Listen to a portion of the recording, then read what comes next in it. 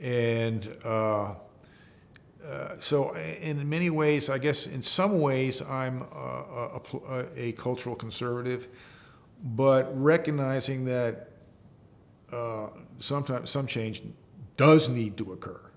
So we talked about gay rights. So that's an area where, okay, yeah, that's a change that needed to occur.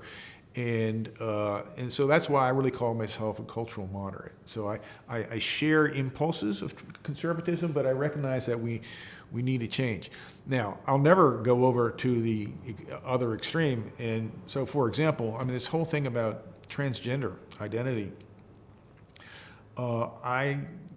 insofar as I've studied it, I believe that transgender identity is a real thing. It maybe, it exists in all populations. Maybe 1 out of 1,000 people is generally, their sense of what their gender identity is not the same as their biological sex identity. So that is a real thing. There are even societies, there's some Buddhist societies, you go to Thailand and places like that, where they have like 3 genders. I mean, they have these people who, so I don't know how numerous they are, but it's kind of recognized in those societies as being a thing. So I feel like, okay, yeah, that's a real thing, but then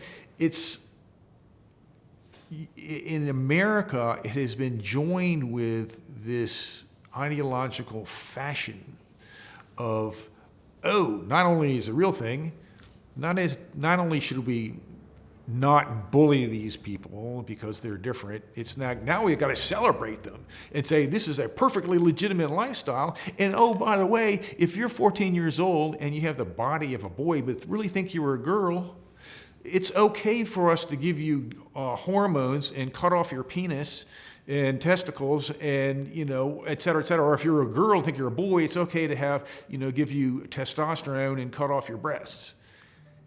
Okay, there I think that we have gone into the realm of utter derangement. So in that way, then I started calling myself a cultural conservative again. So.